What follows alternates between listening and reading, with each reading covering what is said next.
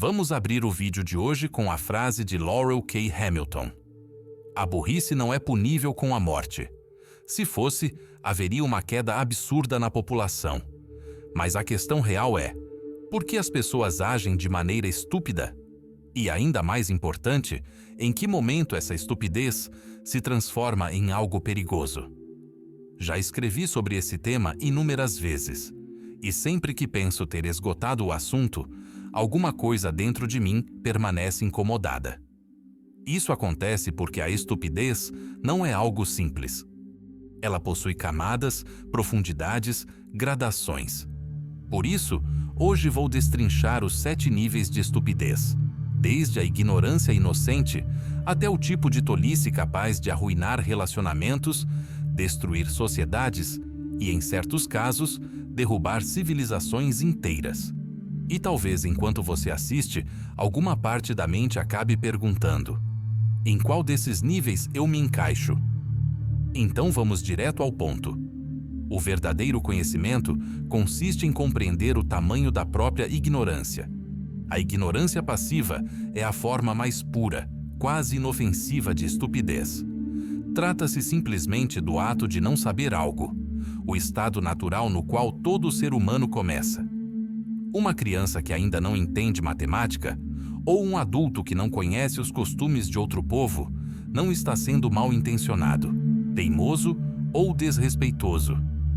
Essa pessoa apenas não possui certas informações. E como lembra Boris Kager, a ignorância pode ser eliminada com o aprendizado, e o erro pode ser corrigido quando é reconhecido. É uma lacuna que a experiência, o estudo ou a curiosidade podem preencher facilmente. Por isso esse nível é perdoável. Sócrates construiu toda uma filosofia baseada na humildade de admitir limites, afirmando que só sabia que nada sabia. Essa consciência, e não o orgulho, é o que separa a ignorância inocente das formas mais profundas e perigosas de estupidez.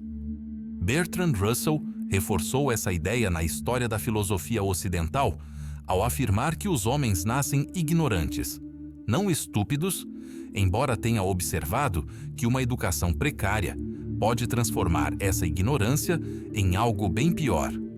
Mesmo assim, até essa forma leve de estupidez carrega um risco discreto: o perigo de permanecer ignorante.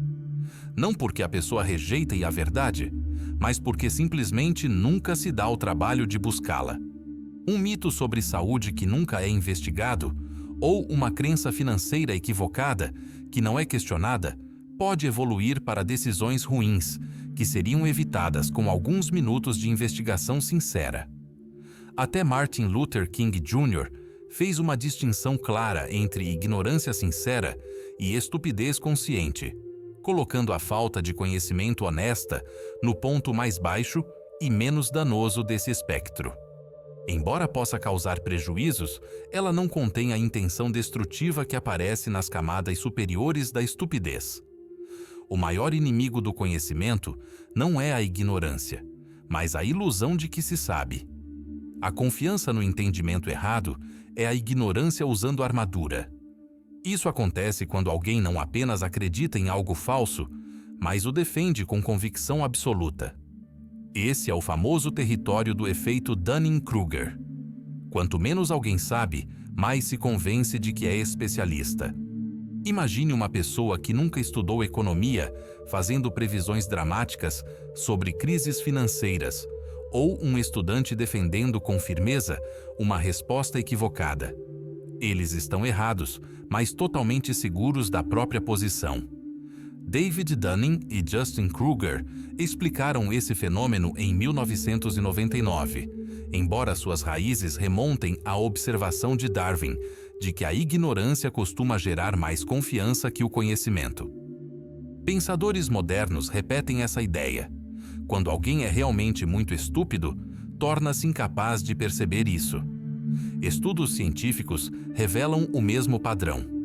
Aqueles com menos habilidade tendem a superestimar suas capacidades. Esse nível se torna perigoso porque a confiança amplifica o erro. Uma pessoa confusa, mas ciente da possibilidade de estar errada, pode ser orientada. Já alguém que acredita apenas em si mesmo acaba guiando outros pelo caminho errado. A autoconfiança é facilmente confundida com competência, especialmente na política, na imprensa ou nas redes sociais. Uma única compreensão equivocada, dita com firmeza, se espalha muito mais rápido que uma verdade cuidadosa. Nesse estágio, surge um tipo de cegueira psicológica. Kruger observa que a estupidez frequentemente prospera mesmo diante dos fatos, protegida pela autoconfiança e resistente à correção. A compreensão equivocada confiante é a fase inicial dessa cegueira. A pessoa não está apenas mal informada, ela acredita que já sabe o suficiente. Evidências se transformam em incômodos. A certeza bloqueia o crescimento. Filósofos há séculos alertam sobre essa mistura de arrogância e ignorância. Para Aristóteles, a tolice não era falta de inteligência, mas falha de caráter e julgamento. O orgulho que impede a correção. Alguém nesse estado acredita que sua visão é completa.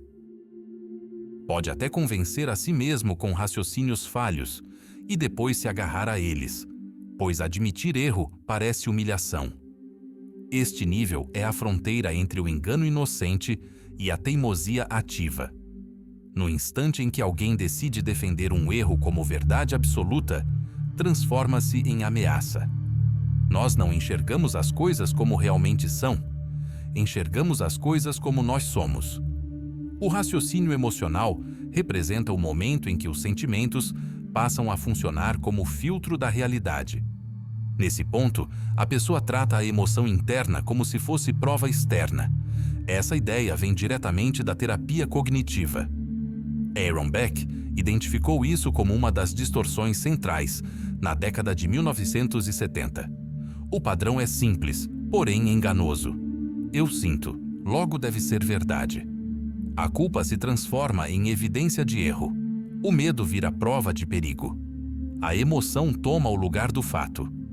O psicólogo Leon F. Seltzer descreve o raciocínio emocional como concluir que a reação emocional define a realidade.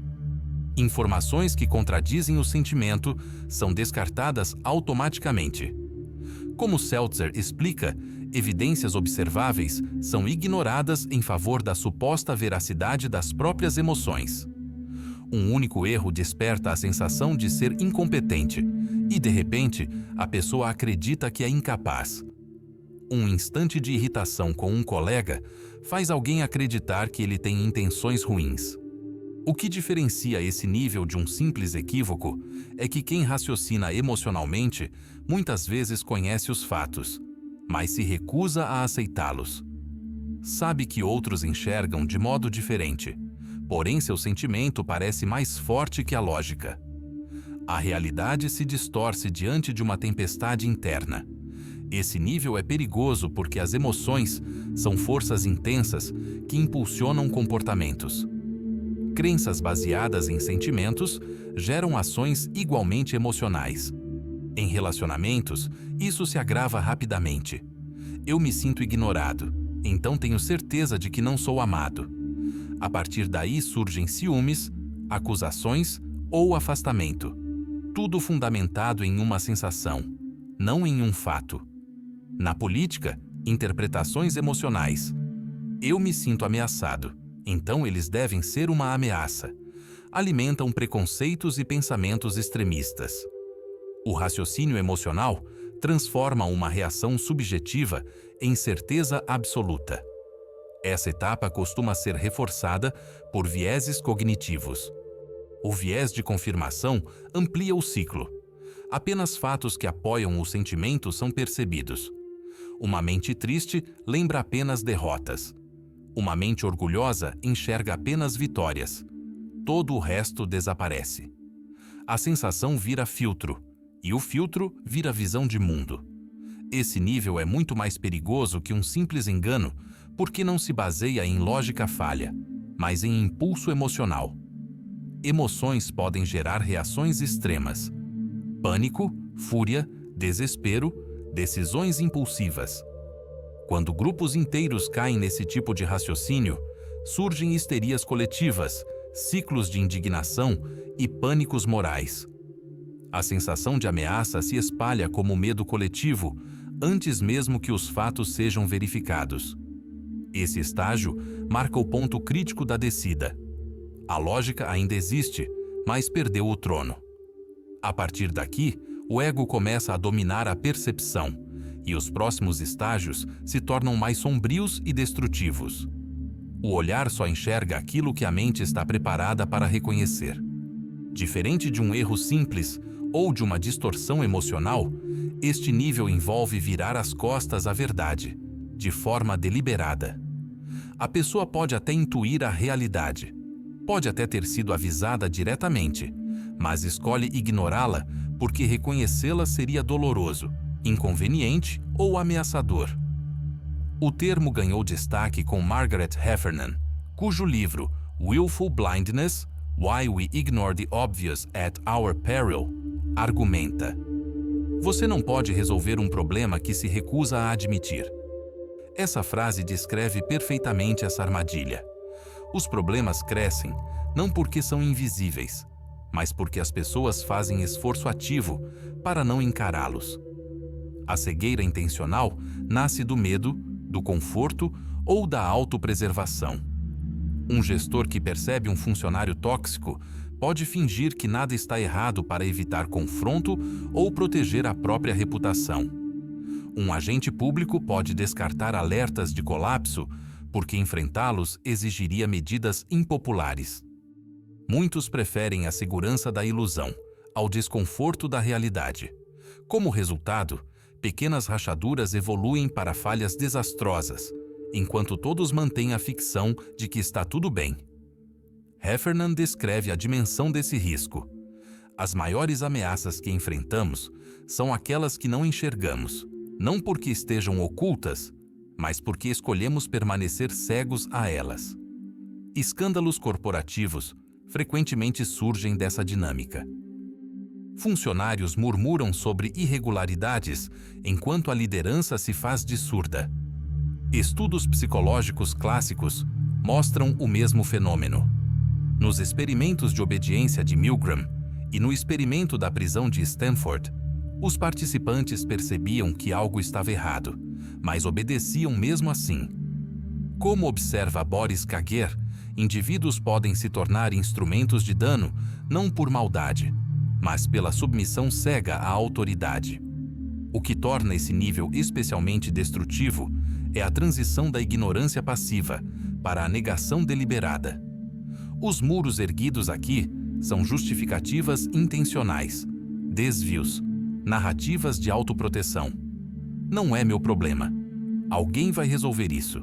Se eu não olhar, talvez desapareça. Essas racionalizações funcionam como escudos, protegendo a pessoa do desconforto, enquanto permitem que o perigo cresça sem controle. Esse tipo de estupidez frequentemente vai além do indivíduo e contamina sistemas inteiros. Escolher não saber frequentemente se transforma no ponto inicial de muitas tragédias. Fugir da cegueira intencional quase sempre exige um impacto externo, um alerta inesperado, um denunciante, uma crise inevitável ou um confronto direto. Somente quando a barreira protetora começa a rachar é que a verdade volta a aparecer diante dos olhos. O alerta de Heffernan permanece como o núcleo desse estágio. Nada melhora enquanto não é reconhecido. Onde todos pensam da mesma forma, ninguém pensa de verdade. No quinto nível, a estupidez deixa de ser uma falha individual e passa a funcionar como uma força coletiva. A estupidez do rebanho surge quando as pessoas abandonam o pensamento próprio e seguem a multidão, mesmo quando a multidão está claramente errada. É a cegueira deliberada multiplicada, o mal-entendido confiante reforçado e o raciocínio emocional ecoado por centenas de vozes distintas. O psicólogo Solomon Asch demonstrou esse fenômeno de maneira impressionante. Em seus famosos experimentos de conformidade, os participantes eram convidados a identificar qual linha correspondia a uma linha de referência. Quando todos na sala davam propositalmente a resposta errada, cerca de 75% dos participantes cederam ao menos uma vez, mesmo percebendo a verdade evidente. A pressão do grupo sobrepujou sua própria percepção. Muitos admitiram depois que sabiam que o grupo estava errado, mas temiam se destacar. Outros começaram a duvidar dos próprios sentidos. Essa dinâmica já havia sido percebida muito antes da psicologia moderna. No século XIX, Charles Mackay descreveu a irracionalidade das multidões em Extraordinary Popular Delusions and the Madness of Crowds. Ele observou que os homens pensam em conjunto, enlouquecem em conjunto e só recuperam a razão devagar, um por um. Essa reflexão captura a essência da estupidez coletiva. Mesmo pessoas inteligentes perdem lucidez quando são arrastadas pelo impulso de um grupo. A estupidez do rebanho é perigosa por causa de sua escala. O erro de um indivíduo é pequeno. O erro de uma multidão é devastador. A história está repleta de exemplos assim. Bolhas financeiras alimentadas por entusiasmo coletivo. Movimentos políticos impulsionados por frases de efeito em vez de propostas reais. Tumultos estimulados por adrenalina compartilhada ou compras em massa ativadas por rumores de escassez. Quando as massas se movem juntas, a racionalidade se torna dispensável e as consequências se multiplicam. Esse nível se torna ainda mais destrutivo quando combinado com os estágios anteriores. O raciocínio emocional se espalha velozmente em grupos, transformando o medo de uma pessoa em histeria coletiva. O resultado é uma tomada de decisões em massa, distorcida por ilusões compartilhadas, que podem levar à guerra, perseguição, colapsos econômicos ou disfunções sociais generalizadas. Até pessoas brilhantes não estão imunes. Como Mackay sugeriu, a loucura do rebanho envolve praticamente todos, até que alguns discordantes rompam o feitiço. Pensar por conta própria exige coragem. Conformar-se exige apenas silêncio. E o pensamento grupal floresce quando o silêncio vira regra.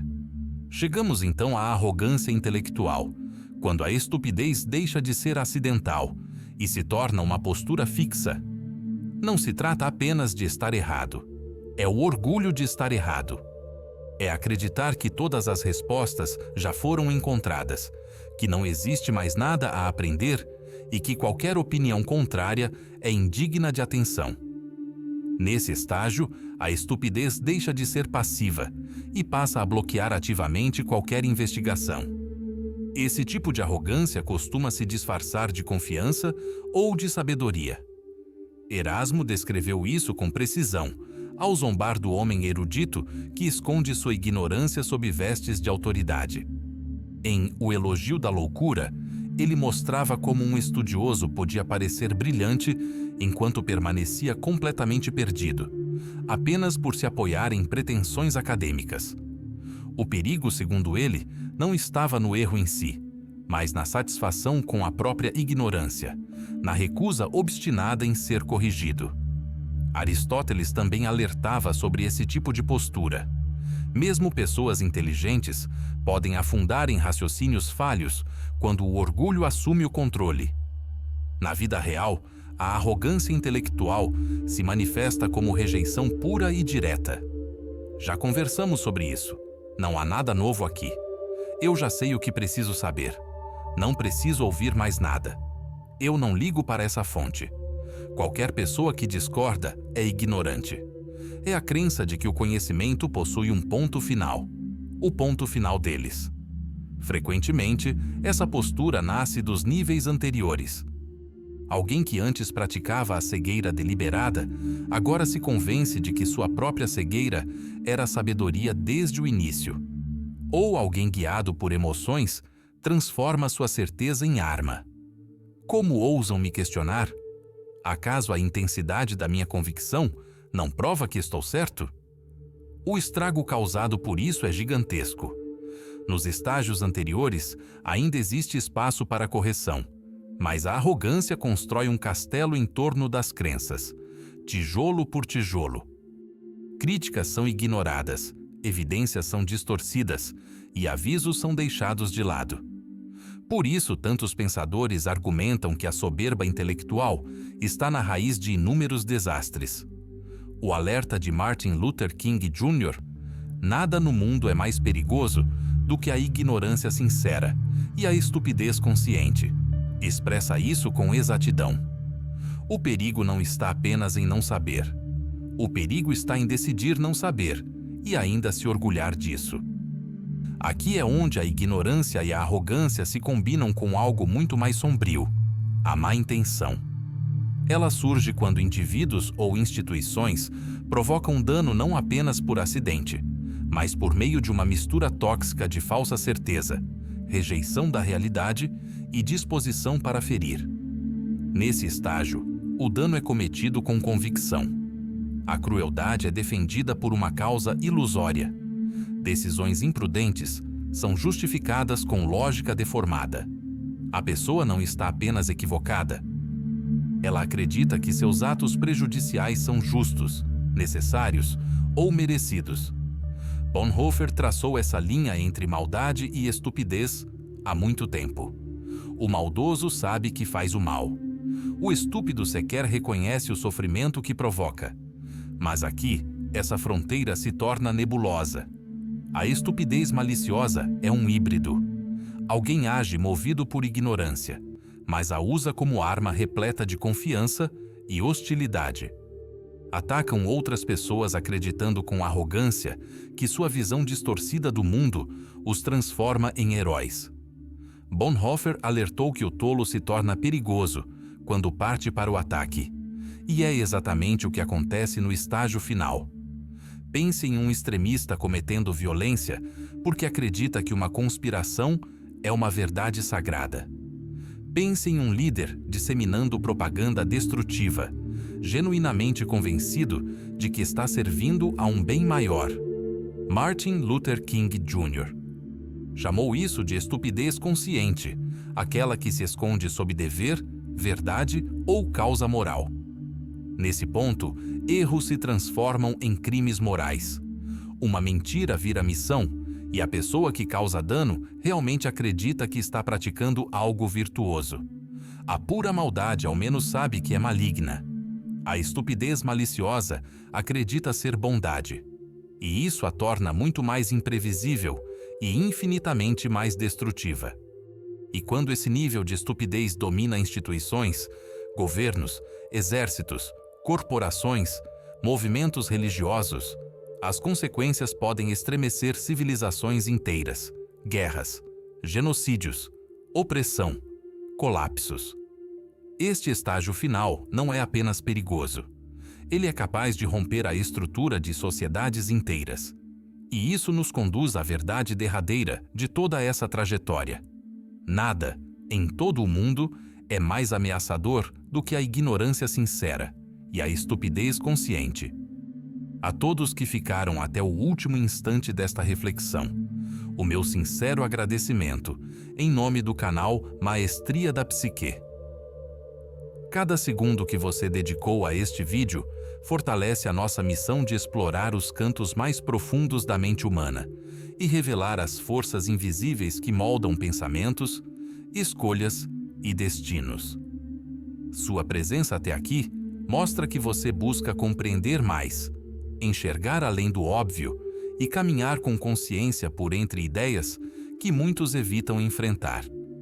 Que esta jornada tenha provocado novas percepções, iluminado dúvidas e aberto portas para perguntas ainda mais necessárias. O canal cresce porque pessoas como você permanecem, refletem, compartilham e transformam conhecimento em ação. Obrigado por fazer parte desta comunidade que valoriza a lucidez, a coragem intelectual e o desejo de evolução contínua. Nos vemos no próximo capítulo dessa busca incansável pela sabedoria que liberta.